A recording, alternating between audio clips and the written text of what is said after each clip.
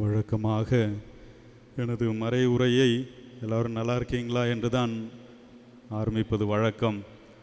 ஆனால் சமூக வலைத்தளம் வழியாக நிறைய பேர் இந்த திருப்பலியை பார்த்து கொண்டிருப்பதால் நான் இறைவனின் அருளால் அன்னையினுடைய பரிந்துரையாலும் நீங்கள் நலம் என்று நம்பி எனது மறையுரையை துவங்குகின்றேன்.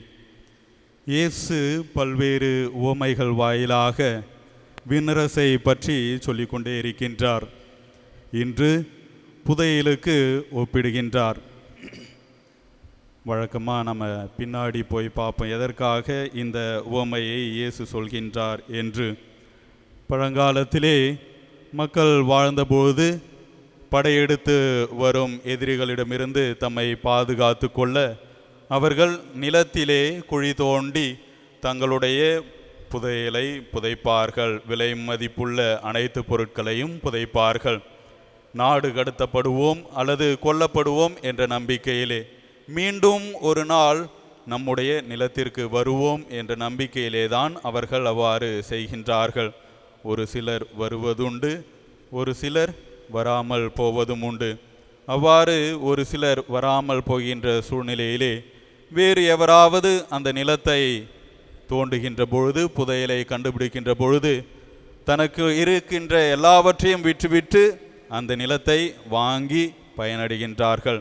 இப்படித்தான் இயேசு அவர்களுக்கு இந்த உவமையை சொல்கின்றார். ஒருவர் புதையலை கண்டுபிடித்த பிறகு தனக்கிருந்த எல்லாவற்றையும் விட்டுவிட்டு அவர் அந்த நிலத்தை வாங்குகின்றார், அந்த புதையலை அடைகின்றார். இயேசுவில் அன்பார்ந்தவர்களே, ஒரு சிரமப்பட்டு தான் இந்த புதையலை அடைய வேண்டி இருக்கின்றது. கடவுளை சிரமப்பட்டு தேடுபவர்கள் யார்? கடவுளை முழுமையாக அன்பு செய்கின்றவர்கள் யார்? நாம் எப்பொழுதுமே சொல்வது வழக்கம், நான் உண்மையாக கடவுள் அன்பு செய்கிறேன், கடவுள் என்னையும் அன்பு செய்கிறார், என்னை தவிர வேறு எவராலும் கடவுளை அன்பு செய்பவர் இந்த ஊரிலே இருக்க முடியாது, உலகத்திலே இருக்க முடியாது என்று ஒரு சில நேரங்களிலே நாம் நினைப்பது உண்டு. மற்றவர்களை நாம் மன்னிக்கின்றோம், மற்றவர்களை ஏற்றுக்கொள்கின்றோம், மற்றவர்களை அன்பு செய்கின்றோம். அதன் மூலமாக நான் கடவுளை அன்பு செய்கின்றோம் என்று யோசி பார்ப்பதுண்டு. ஆனால் கடவுளை உண்மையாகவே அன்பு செய்கின்றோமா? சற்று சிந்தித்து பார்ப்போம். நம்ம நிறைய காதலர்கள் பார்த்துருப்போம். அவங்க அன்பு செய்கிற விதம் எப்படி இருக்கும்? ஒன்று நாம் காதலிச்சிருப்போம், அல்லது மற்றவர்கள் காதலிப்பதை பார்த்திருப்போம். அந்த இரு காதலர்கள் என்ன பண்ணுவாங்க? காலையில் எழுந்த உடனே அவங்க மெசேஜ் வந்திருக்கான்னு செக் பண்ணுவாங்க. அப்படி மெசேஜ் வரலன்னா இவங்க மெசேஜ் அனுப்புவாங்க, குட் மார்னிங். ஒரு 10 நிமிடம் பிறகு எழுந்துட்டியா? ஒரு அரை மணி நேரம் பிறகு சாப்பிட்டியா? ஒரு அரை மணி நேரம் பிறகு என்ன செய்கிற? இரு பக்கமும் பகிர்ந்து கொள்கின்றார்கள் தங்களுடைய அன்பை. நாமளும் கடவுளை அன்பு செய்கின்றோம் என்று சொன்னால் நம்மளிடமிருந்து கடவுளுக்கு எவ்வாறாக நம்முடைய செயல் செல்கின்றது? கடவுளை என்னைக்காச்சு கேட்டிருக்கோமா? எப்படி இருக்கீங்க கடவுளே, நல்லா இருக்கீங்களா? ஒவ்வொரு அரை மணி நேரத்திற்கும் நாம் மெசேஜ் செய்வது வழக்கமாக இருக்கின்றது, நாம் காதலிப்பவர்களுடைய பழக்கத்திலே. ஆனால் நாம் கடவுளை அன்பு செய்கின்றோம் என்றால் ஒவ்வொரு அரை மணி நேரத்திற்கும், ஒவ்வொரு நிமிடத்திற்கும் கடவுளை அன்பு செய்கின்றோமா என்று யோசித்து பார்க்க வேண்டும். இன்று நம்முடைய வேண்டுதல் எவ்வாறாக இருக்கின்றது என்று முதல் வாசகத்திலே நமக்கு சொல்லப்பட்டிருக்கின்றது. சாலமோனின் ஞான நூல். இவர் சாலமோன் என்கின்றவர் இறைவனிடத்திலே எதை கேட்கிறார் என்று நாம் சிந்தித்து பார்க்க வேண்டும். ஞானத்தை கேட்கின்றார், வேற எந்த பொருளையும் கேட்கல. இன்றைக்கு நம்முடைய ஜெபம் எவ்வாறாக இருக்கின்றது? ஒவ்வொருவருக்கும் இது வேறுபடுகின்றது. சிறு குழந்தைகள் என்ன வேண்டுவாங்க? நான் ஒழுங்காக ஸ்கூலுக்கு போக வேண்டும், எனக்கு அறிவு கொடு, படிக்கிறதுக்கு தேவையான அறிவு கொடு ஆண்டவரே, நாளைக்கு எக்ஸாம் இருக்குது, அந்த எக்ஸாமில் நான் நிறையா மார்க் எடுக்கணும், என்னுடைய ஃபியூச்சர் நல்லா அமைய வேண்டும் என்று வேண்டுவார்கள். அடுத்ததாக இளையோர்கள் படித்து முடித்த பிறகு எனக்கு இப்பொழுது வேலை இல்லையே, நல்ல ஒரு வேலை கிடைக்க வேண்டும். வேலை அடைந்த பிறகு அவர்கள் வாழ்க்கையிலே செட்டில் ஆக வேண்டும் என்று அவர்கள் வேண்டுதலாக இருக்கின்றது. முதியவர்களுடைய ஜெபம் எவ்வாறாக இருக்கும்?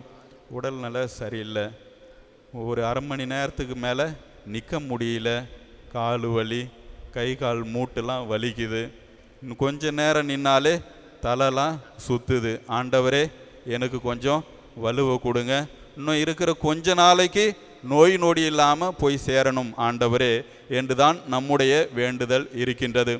இன்னும் மிஞ்சி போனால் நம்முடைய வேண்டுதல் எவ்வாறாக இருக்கின்றது? பக்கத்து வீட்டில் கார் வச்சுருக்கிறாங்க, அதை விட பெரிய காராக நான் வாங்கி வச்சுக்கணும் ஆண்டவரே. இல்லையா, அந்த ஃபங்க்ஷனுக்கு போனேன், அவங்க என்னை விட ஒரு பவுன் நெக்லஸ்ஸு அதிகமாக போட்டிருந்தாங்க, எனக்கும் அதை விட இன்னொரு பவுன் நெக்லஸ் வேண்டும். இல்லையா, எனக்கு சொந்த வீடு கிடையாது, சாவதற்கு முன்னால் நான் சொந்த வீட்டிலே தான் சாக வேண்டும். அதுவும் இல்லை என்றால் நான் இந்த ஊரிலே ஒரு அந்தஸ்து மிக்கவராக இருக்க வேண்டும் என்றுதான் நம்முடைய ஜெபங்கள் இந்த நாட்களிலே இருக்கின்றது. ஆனால் அதையெல்லாம் தகர்த்து சாலமோன் நமக்கு கூறுவது, ஞானத்தை மட்டும் கேளுங்கள், இவை அனைத்துமே உங்களுக்கு பின்தொடர்ந்து வரும். ஆனால் இன்றைக்கி நாம் ஞானத்தை கேட்குறதே கிடையாது. ஏன்னா ஞானத்தை கேட்டோம்னா இது எல்லாமே நம்ம ஒன்றும் இல்லாமல் போயிடும். அதனால் நாம் இன்று ஞானத்தை கேட்பவர்களாக அழைக்கப்பட்டிருக்கின்றோம். பவுல் அடிகளார் அழகாக சொல்லுவார், இயேசுவின் பொருட்டு அனைத்தையும் நான் குப்பையாக கருதுகின்றேன். ஆனால் இன்றைக்கு இயேசுவை மட்டுமே குப்பையாக கருதிவிட்டு மற்ற எல்லாவற்றையும் நான் எனக்கென உயர்ந்தவையாக எடுத்துக்கொள்கின்றேன்.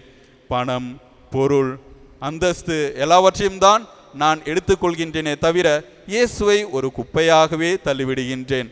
முன்பெல்லாம் கோயிலுக்கு எதுக்கு வருவாங்க? வேலை கிடைக்கணும், வேலை கிடைக்கணும் ஆண்டவரே, மாதாவுக்கு வத்தி ஏற்றுவாங்க, மொட்டை போடுறேன்னு வேண்டிப்பாங்க, உனக்கு மாலை செலுத்துறேன்னு வேண்டிப்பாங்க. வேலை கிடைத்த பிறகு கோயிலுக்கு ஏன் வரலம்மா, கோயிலுக்கு ஏன் வரலப்பான்னு கேட்டால், ஒரே வேலை சாமி, கோயிலுக்கு வர முடியவில்லை என்று சொல்கின்ற அவல நிலையிலே நாம் தள்ளப்பட்டிருக்கின்றோம். கடவுளுக்கு உரிய நேரத்தை நாம் நிச்சயமாக கொடுத்தால் கடவுள் நம்மை நிச்சயமாக பார்த்து கொள்வார் என்பது வரலாற்று சிறப்புமிக்க செயல்களாகவே அமைது கொண்டு இருக்கின்றது. பேதுரு மிகவும் அழகாக சொல்வார், எல்லாவற்றையும் விட்டுவிட்டு வந்த எங்களுக்கு என்ன கைமாறு கிடைக்கப் போகிறது என்று இயேசுவை கேட்கும் பொழுது, இயேசு உங்களுக்கான கைமாறு நிச்சயமாக கொடுக்கப்படும். பிரான்சிஸ் அசிசி அவர்கள் இறைவனுக்காக எல்லாவற்றையும் துறந்து விட்டு வந்தார். இன்றைக்கு அடிப்படை தேவையை தவிர மற்ற எல்லாவற்றையும் கடவுளுக்காக கொடுக்கும் பொழுது நிச்சயமாக கடவுள் நமக்கு விண்ணரசை உரித்தாக்குவார் என்று இன்றைய வாசகங்கள் நமக்கு சொல்லப்பட்டிருக்கின்றது. கிறிஸ்து என்னும் ஞானத்தை கேட்போம், விண்ணரசை இருக்க பற்றி கொள்வோம். மேலுமாக இன்றைய நாளிலே தாத்தா பாட்டி தினத்தை நாம் சிறப்பிக்கின்றோம். சுவைக்கின் அன்னம்மாள் இவர்களுடைய திருவிழாவை தான் சிறப்பிக்கின்றோம். நல்லா யோசித்து பார்ப்போம், யார் யார் வீட்டில் தாத்தா பாட்டி இருக்கிறாங்க? தாத்தா பாட்டி தனியாக இருக்கிறாங்க, அம்மா அப்பா பிள்ளைகள் கூட கிடையாது, இன்று பிள்ளை தனியாக இருக்கின்றார்கள். எதற்கு தனி குடித்தனம் போக வேண்டும்? எங்களுடைய அண்டர்ஸ்டாண்டிங் கிடையாது. எங்களுடைய அம்மா அப்பா என்ன புரிஞ்சிக்க மாட்டேங்கிறாங்க. முன்பு இருந்த காலத்திலெல்லாம் எவ்வாறு புரிந்து கொண்டு இருந்தார்கள்? அவர்களிடையே விட்டு கொடுக்கின்ற பண்பு இருந்தது, அன்பு செய்கின்ற மனப்பான்மை இருந்தது, அதனால்தான் ஒன்றாக இருந்தார்கள். ஆனால் இப்பொழுது தன்னிச்சை மனப்பான்மையோடு வாழும் பொழுது, செல்ஃப் எஸ்டிமேஷன் என்ற ஒரு எதிர்நோக்கிலே வாழ்கின்ற பொழுது, நான் எனக்கு தனது என்ற சூழ்நிலையிலே நாம் தள்ளப்பட்டிருக்கும் பொழுது நிச்சயமாக நாம் ஒரு படித்த அறிவிலிகளாகத்தான் இருக்கின்றோம். ஒரு பெயர் தெரியாத ஃபிலாசபர் அருமையாக சொல்வார், இன்றைய காலகட்டத்திலே அனைவரும் எஜுகேட்டட் ஃபூல்ஸ். ஒரு அறிவிலி எஜுகேட்டடாக இருக்க முடியாது, ஒரு எஜுகேட்டட் பர்சன் ஃபுல் அறிவிலியாக இருக்க முடியாது. ஆனால் இன்றைய காலகட்டத்திலே படித்தும் அறிவிலிகளாக தான் நாம் இருப்பதை பார்த்து கொண்டிருக்கின்றோம். மற்றவர்களை புரிந்து கொள்வது கிடையாது, மற்றவர்களுக்கு நாம் அன்பை செலுத்துவது கிடையாது. இந்த காலகட்டத்திலே இவர்கள் நமக்கு கற்பின்ற பாடம், ஞானம் என்னும் இயேசுவை கேட்போம். இயேசு நமக்குள் வரும்பொழுது நிச்சயமாக மற்றவர்களை நாம் அன்பு செய்வோம். அன்பு மட்டுமே நமக்கு இறைவனை பெற்றுத்தரும் என்ற எதிர் நம்பிக்கையோடு இத்திருப்பலியிலே தொடர்ந்து மன்றாடுவோம். நம்முடைய தாத்தா பாட்டிகளுக்காக இத்திருப்பலியிலே தொடர்ந்து நாம் ஜெபிப்போம். பொறுமையாக தாத்தா பாட்டிகளோட பேரனாச்சும் நம்ம தெரிஞ்சு வச்சுக்கிறதுக்கு வாய்ப்பு தேடுவோம். சிறு பிள்ளைகள்லாம் இங்கே இருக்கிறாங்க. எத்தனை பேருக்கு அவங்களுடைய தாத்தா பாட்டிகள் தெரியும் என்று யோசித்து பார்ப்போம். பூசை முடிந்த பிறகு அப்பா அம்மாட்ட போயிட்டு உங்களோட தாத்தா பெயர்களை கேட்க வேண்டும். கேட்டு அவர்களுக்காக ஜெபிக்க வேண்டும். உயிர்களோடு இருந்தார் அவர்களுக்கு உடல் நலத்தை கொடுக்கவும், அல்லது இறைவனிடத்திலே சென்றிருந்தால் அவர்களுடைய ஆன்மா இளைப்பாட்சியை அடையவும் அவர்களுக்காக நாம் ஜெபிப்போம்.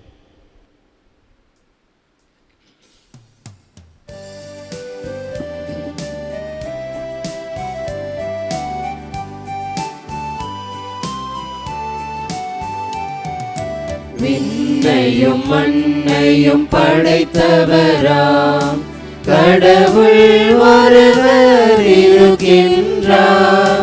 தந்தை மகன் தூய ஆவியராய் ஒன்றாய் வாழ்வோரை நம்புகிறேன். தூய ஆவியின் வல்லமையால் இறைமகன் நமக்காய் மனிதரானார். கன்னி மரியிடம் பிறந்தவராம் இயேசுவை உறுதியாய் நம்புகிறேன். பிலாத்துவின் ஆட்சியில் பாடுபட்டார். சிலுவையில் இருந்து அடக்கப்பட்டார். மூன்றாம் நாளில் உயிர் தெழுந்தார். இறப்பின் மீது வெற்றி கொண்டார். விண்ணகம் வாழும் தந்தையிடம் அரியணை கொண்டு இருக்கின்றார். உலகம் முடியும் காலத்திலே நடுவராய் திரும்பவும் வந்திடுவார். தூய ஆவியாரை நம்புகிறேன். பாரினில் அவர் துணை வேண்டுகிறேன். பாவ மன்னிப்பு தூய்மை பெற்று பரிகார வாழ்வில் நிலைத்திடுவேன். திரு அவை உரைப்பதை நம்புகிறேன். புனிதர்கள் உறவை நம்புகிறேன். உடலின் உயிர்ப்பை நிலை வாழ்வை உறுதியுடனே நம்புகிறேன்.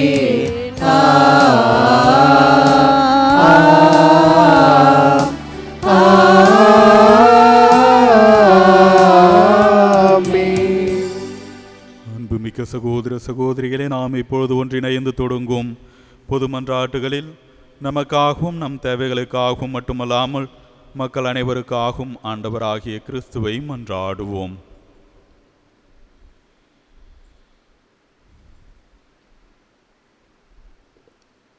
அருளின் ஊற்றமே எம் இறைவா, திருச்சபையை வழிநடத்தும் திரு தந்தை, ஆயர்கள், குருகள், துறவியார், கன்னியார் ஞானத்தை மையகமாக கொண்டு தங்களிடம் ஒப்படைக்கப்பட்ட திருபையை வழிநடத்த பேணி காக்கவும் வரமருள உம்மை மன்றாடுகிறோம்.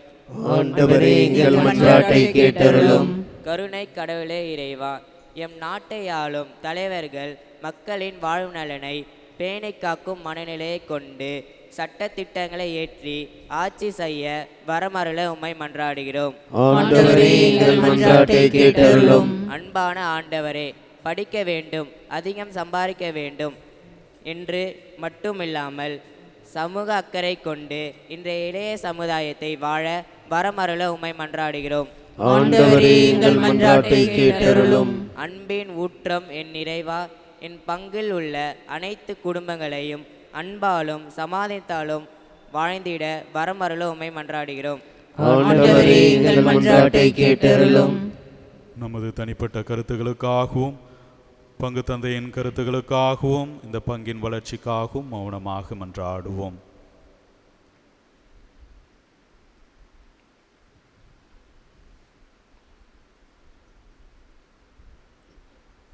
ஆண்டவரே, எங்கள் மன்றாட்டுகளை பரிவிரக்கத்துடன் ஏற்றுக்கொண்டு நாங்கள் இறைஞ்சி கேட்பவற்றை கனிவுடன் தந்திரள வேண்டும் என உம்மை மன்றாடுகின்றோம். எங்கள் ஆண்டவராகிய கிறிஸ்து வழியாக உம்மை மன்றாடுகின்றோம். ஆமென்.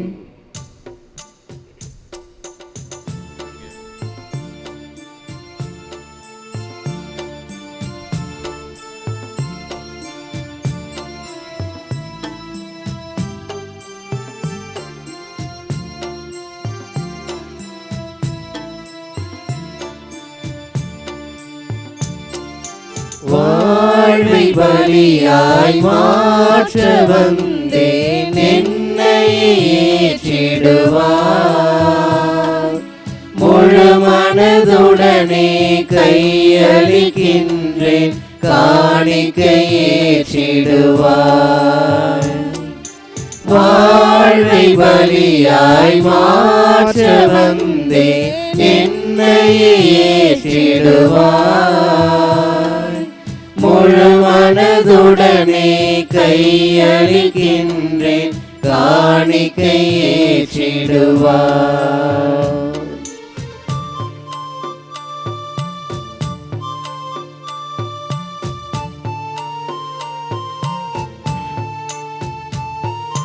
கோதுமை மணியும் திராட்சை கனியும் புது ஒரு பெறுவது போல், கோதுமை மணியும் திராட்சை கனியும் புது ஒரு பெறுவது போல், அன்பும் அமைதியும் நீதியுமே மனிதனில் மலர்ந்திட உயிர் தருவோம்.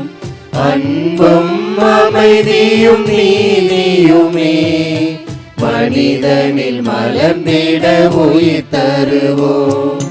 வாழ்வை பலியாய் மாற்ற வந்தேன், என்னை ஏற்றிடுவார்.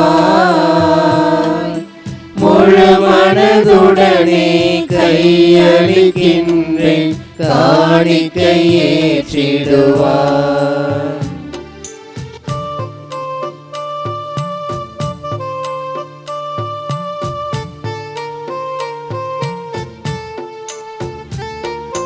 நான் வாழ பிறரும் பிறர் வாழ நானும் தேவை என்றுணர்ந்தேன்.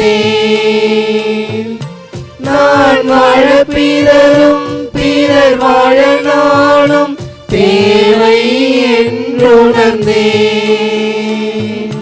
சமத்துவ சகோதர நோக்குடனே புது யுகம் காண்போம் அகத்தினிலே. சமத்துவ சகோதர நோக்குடனே புது யுகம் காண்போம் அகத்தினிலே. வாழ்வை பலியாய் மாற்ற வந்தேன், என்னை ஏற்றிடுவாய்.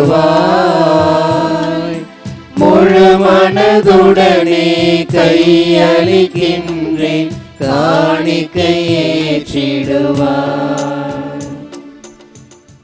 சகோதர சகோதரிகளே, என்னுடையதும் உங்களுடையதுமான இப்பலி எல்லாமல்ல தந்தையாகிய இறைவனுக்கு ஏற்றதாகும்படி மன்றாடுங்கள். ஆண்டவர் தமது பேரின் புகழ்ச்சிக்காகவும் மாட்சிக்காகவும் நமது நன்மைக்காகவும் புனித திரு அவை அனைத்து நலன்களுக்காகவும் உமது கையிலிருந்து இப்பலியை ஏற்றுக்கொள்வாராக. ஆண்டவரே, நீர்தாமே வாரி வழங்கிய கொடைகளிலிருந்து நாங்கள் கொண்டு வரும் இக்காணிக்கைகளை ஏற்றருளும். அதனால் உமது அருளின் ஆற்றலால் செயல்படும் இப்புனிதமிக்க மறை நிகழ்வுகள் இவ்வுலகில் எங்கள் வாழ்வை புனிதப்படுத்தி நிலையான பரின்பத்திற்கு இட்டுச் செல்வனவாக எங்கள் ஆண்டவராகிய கிறிஸ்து வழியாக உம்மை மன்றாடுகின்றோம்.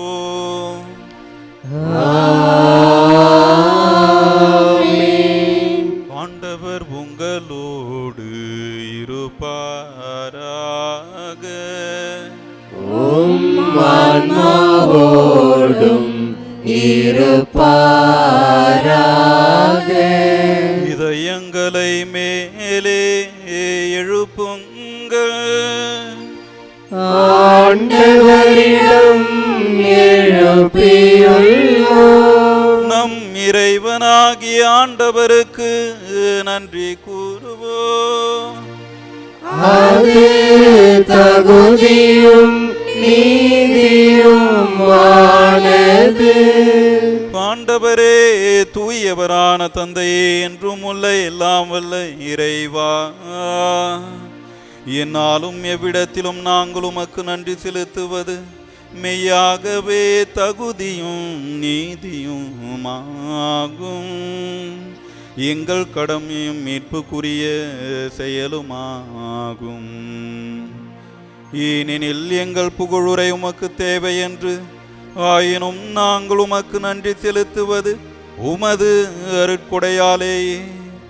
நாங்கள் உம்மை புகழ்ந்துரைப்பது உமது மாட்சியை மிகுதிப்படுத்தாது எனினும், எங்கள் ஆண்டவராகிய கிறிஸ்து வழியாக நாங்கள் மீட்பு அடைய பயன்படுகின்றது. ஆகவே வான தூதர் திரளோடு ஒன்று சேர்ந்து நாங்களும் உம்மை புகழ்ந்தேத்தி மகிழ்ச்சியுடன் அறிக்கையிட்டு பாடுவதாவது: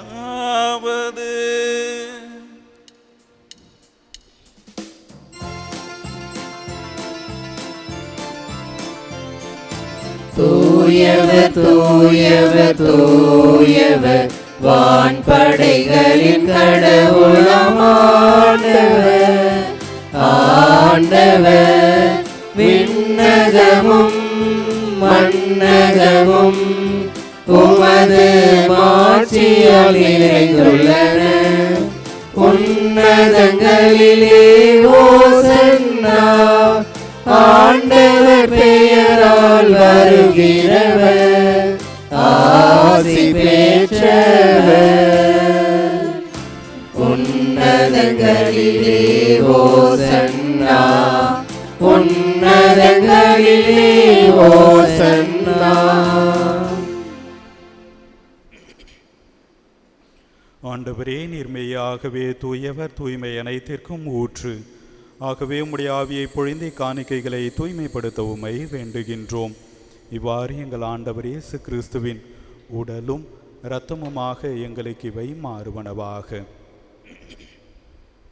அவர் பாடுபட உளம் கனிந்து தம்மை கையளித்த போது அப்பத்தை எடுத்து நன்றி செலுத்தி அதை பிட்டு தம் சீடர்களுக்கு அளித்து அவர் கூறியதாவது: அனைவர்